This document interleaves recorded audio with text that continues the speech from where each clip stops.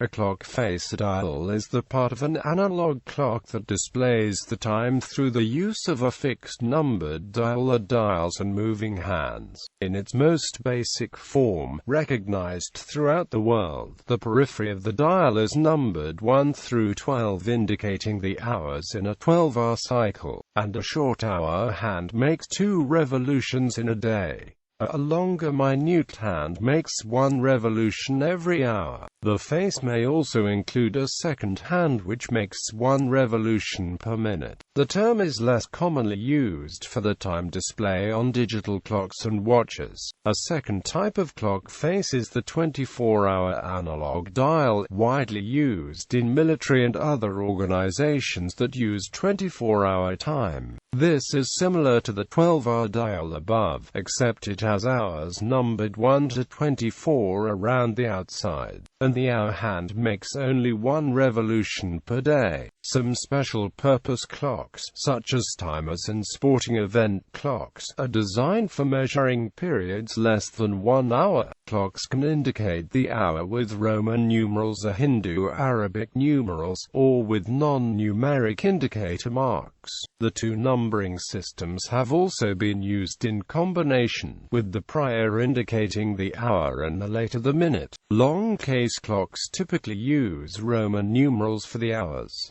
Clocks using only Arabic numerals first began to appear in the mid-18th century. The periphery of a clock's face, where the numbers and other graduations appear, is often called the chapter ring. The clock face is so familiar that the numbers are often omitted and replaced with undifferentiated hour marks, particularly in the case of watches. Occasionally markings of any sort are dispensed with, and the time is read by the angles of the hands. The face of the Movado Museum watch is known for a single dot at the 12 o'clock position.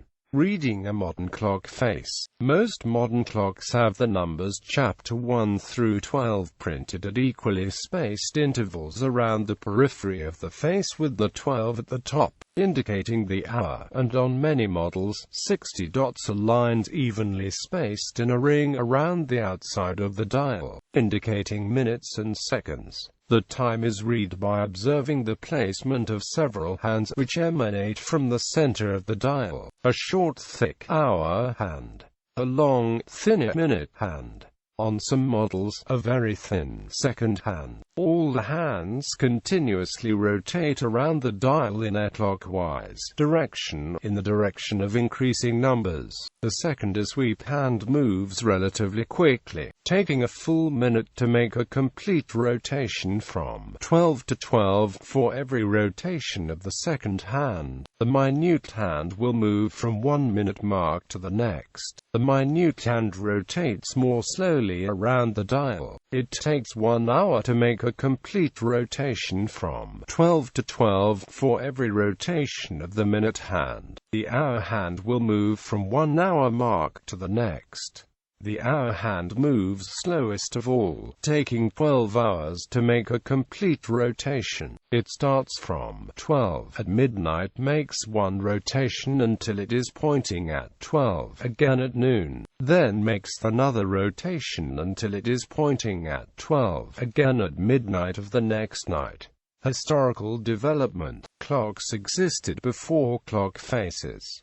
The first mechanical clocks, built in 13th century Europe, were striking clocks. The purpose was to ring bells upon the canonical hours, to call the public to prayer. These were erected as tower clocks in public places to ensure that the bells were audible. It was not until these mechanical clocks were in place that their creators realized that the wheels could be used to drive an indicator on a dial, on the outside of the tower, where it could be widely seen. Before the late 14th century, a fixed hand indicated the hour by pointing to numbers on a rotating dial. After this time, the current convention of a rotating hand on a fixed dial was adopted. Minute hands only came into regular use around 1690. After the invention of the pendulum, an anchor escapement increased the precision of time-telling enough to justify it. St. John the Evangelist, Groombridge, Kent, has a fine example of a clock with only an hour hand. In some precision clocks, a third hand, which rotated once a minute, was added in a separate subdial. This was called the second minute hand, which was shortened to second hand. The convention of the hands moving clockwise evolved in imitation of the sundial. In the northern hemisphere, where the clock face originated, the shadow of the gnomon on a horizontal sundial moves clockwise during the day. This was also why noon at 12 o'clock was conventionally located at the top of the dial. French decimal time. During the French Revolution in 1793, in connection with its republican calendar, France attempted to introduce a decimal time system. This had 10 decimal hours in the day, 100 decimal minutes per hour, and 100 decimal seconds per minute. Therefore, the decimal hour was more than twice as long as the present hour. The decimal minute was slightly longer than the present minute, and the decimal second was slightly shorter than the present second. Clocks were manufactured with this alternate face, usually combined with traditional hour markings.